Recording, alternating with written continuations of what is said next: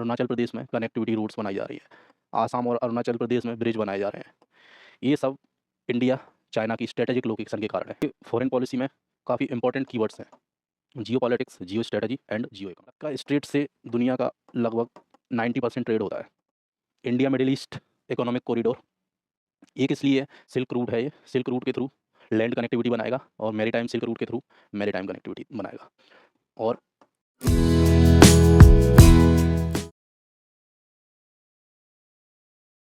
Soft power में आ जाता है अपना एजुकेशन, स्किल डेवलपमेंट, डायस्पोरा। ये सब सॉफ्ट पावर में आते हैं। तो काउंटर करने के लिए पावर इंडिया बना रहा है। जब हम किसी कंट्री के साथ मिलिट्री, इकोनॉमिक सैंक्शन, इन चीज़ों का यूज़ करते हैं तो उसे हार्ड पावर बोलते हैं। तो इंडिया सॉफ्ट पावर में दुनिया में काफ़ी अग्रणी देश है। सॉफ्ट पावर में इंडिया की काफ़ी पकड़ है internationally. Health, education, skill development, grants, ये सब सॉफ्ट पावर में आती हैं।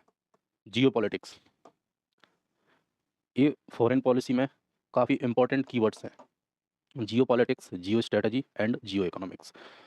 तो जियो पॉलिटिक्स क्या होता है? जियो पॉलिटिक्स कैसे ज्योग्राफिकल फैक्टर इन्फ्लुएंस करता है कंट्री की फॉरेन पॉलिसी में।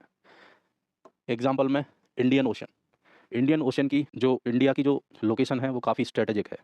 इंडियन ओशन इंडिया को तीनों तरफ से घिरे हुए है। तो ये फॉरेन पॉलिसी में एक काफ़ी इम्पोर्टेंट टर्म्स है जियो politics. Example Malacca strait. Malacca strait से दुनिया का लगभग 90% ट्रेड होता है। तो ये स्ट्रेटेजिकली इम्पोर्टेंट लोकेशन है। अब ये लोकेशन काफ़ी स्ट्रेटेजिक है तो ये लोकेशन पॉलिटिक्स को काफ़ी इम्पेक्ट करती है। चाइना का इसी पे ध्यान रहता है, मलक्का स्ट्रेट पे। काफ़ी स्ट्रेटेजिक लोकेशन है ये।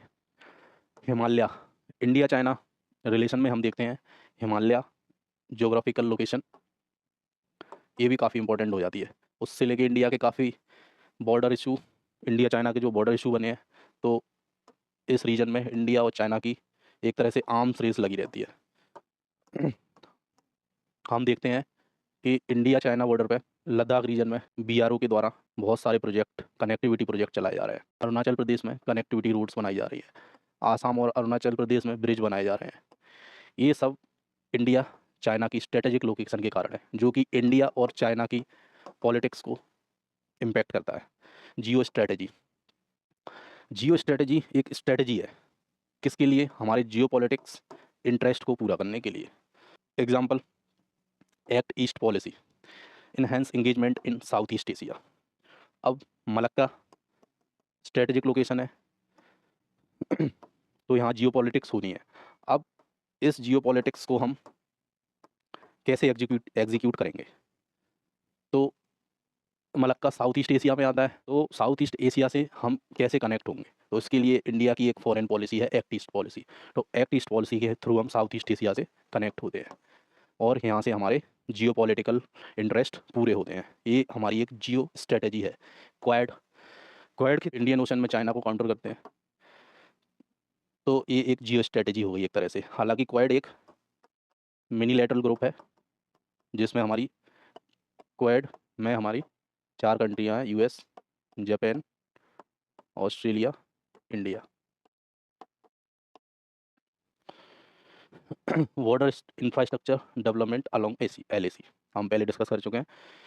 जियो स्ट्रेटजी, जियो स्ट्रेटजी की वजह से ही अब हमें चाइना के साथ बॉर्डर टेंशन को कैसे कम करना है, इसके लिए हम बॉर्डर इंफ्रास्ट्रक्चर लद्दाख और Arunachal Pradesh, Assam, north east India में हम चला रहे हैं।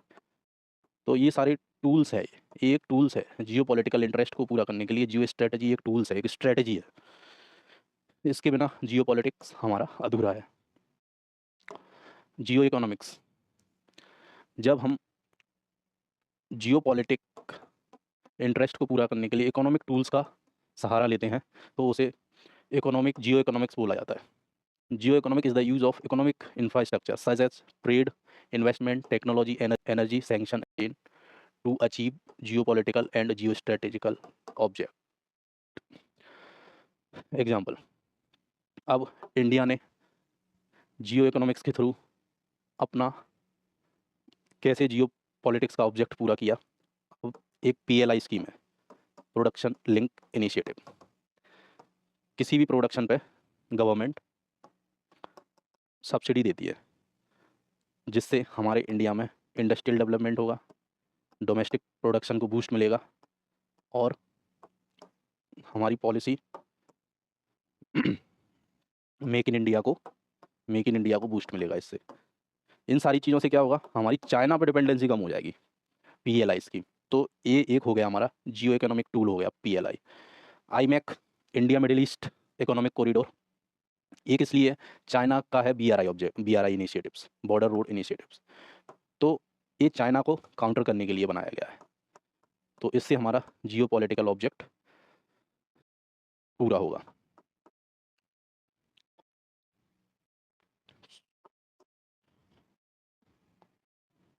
China plus one strategy, multi national कंपनियाँ अपना रही हैं, चाइना से अपने प्रोडक्शन यूनिट को किसी अदर कंट्री की तरफ शिफ्ट कर रही हैं, जैसे इंडिया साउथ ईस्ट एशिया में फिलीपींस वियतनाम की तरफ शिफ्ट कर रही हैं। तो एक ये सारे एग्जांपल हैं जियो इकोनॉमिक्स के। मींस जियो इकोनॉमिक्स एक टूल्स है अपने जियो स्ट्रेटजी एंड जियो पॉलिटिक्स के ऑब्जेक्टिव्स को पूरा करने के लिए। ये है चाइना का BRI project. BRI project silk route है, ये सिल्क रूट के थ्रू लैंड कनेक्टिविटी बनाएगा और मैरीटाइम सिल्क रूट के थ्रू मैरीटाइम कनेक्टिविटी बनाएगा। और इसको काउंटर करने के लिए इंडिया बना रहा है IMEC। इंडिया मीन्स इंडिया और मिडिल ईस्ट। IMEC में शामिल है इंडिया, मिडिल ईस्ट और यूरोपियन कंट्रियाँ। IMEC में शामिल है इंडिया, मिडिल ईस्ट और यूरोपियन यूनियन। ये G20 में डिसाइड किया गया था जब G20 की मीटिंग न्यू दिल्ली में हुई थी 2023। 23 G20 held in New Delhi. Idealism है कि हम इंटरनेशनल पीस अचीव करेंगे, cooperation, international law, diplomacy, international institution like UN, UNSC के थ्रू। इसके मेन कोर प्रिंसिपल है peaceful coexistence, international law, UN, collective security, democracy and human right, economic cooperation. Example, united nation Panchsheel principle. हमारा Panchsheel principle इसी idealism पे based है। Realism में कोई भी देश अपनी सिक्योरिटी को केवल और केवल आइडियलिज्म के थ्रू अचीव करना नहीं चाहता। आइडियलिज्म में किसी देश की सोच रहती है कि उसे पावर खुद ही परस्यू करनी पड़ेगी, तभी उसकी सिक्योरिटी, उसकी नेशनल सिक्योरिटी को कंफर्म किया जा सकता है। कोई ग्लोबल अथॉरिटी नहीं है लाइक UN जैसी जो उसकी सिक्योरिटी को प्रोटेक्ट कर सके। इसके कोर प्रिंसिपल है नेशनल इंटरेस्ट। नेशनल इंटरेस्ट इसका कोर प्रिंसिपल है। सेल्फ हेल्प, हमारी हेल्प करने कोई नहीं आएगा, हमें खुद ही अपनी हेल्प करना पड़ेगी। बैलेंस ऑफ पावर हमें करनी पड़ेगी।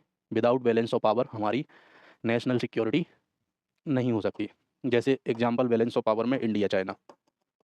बैलेंस ऑफ पावर के कारण इनकी डिफेंस, मॉडर्नाइजेशन, बॉर्डर इंफ्रास्ट्रक्चर ये डेवलप कर रहा है। इसे बोलते हैं सिक्योरिटी डिलेमा। जब कोई देश अपनी डिफेंस का मॉडर्नाइजेशन करता है तो अपोजिट कंट्री को लगता है कि इससे उसकी सिक्योरिटी डाइल्यूट होगी, और सिक्योरिटी डाइल्यूट होगी तो वो भी अपनी डिफेंस को मॉडर्नाइज करने लगता है, और डिफेंस को मॉडर्नाइजेशन करने की वजह से आर्म्स रेस की होड़ लग जाती है एक। तो ये सारी चीज़ें हैं इसमें आइडियलिज्म और रियलिज्म में। रियलिज्म के एग्जांपल, इंडिया न्यूक्लियर डिटरेंस। फिर इंडिया ने जब न्यूक्लियर टेस्ट किया तो पाकिस्तान ने भी किया, बिकॉज ऑफ रियलिज्म। क्योंकि पाकिस्तान को लगने लगा कि इंडिया सुपर पावर बन जाएगा, सुपर पावर बन के उसकी इंटीग्रिटी खतरे में आ जाएगी, तो इसके लिए पाकिस्तान ने भी अपना टेस्ट किया। तो फिर इस रीजन में बैलेंस ऑफ पावर बना। Quad, military modernisation, India China border infrastructure, ये सारे एग्जाम्पल है, जिस ये सब एग्जाम्पल है जिसकी हम डिटेल में चर्चा अभी कर चुके हैं।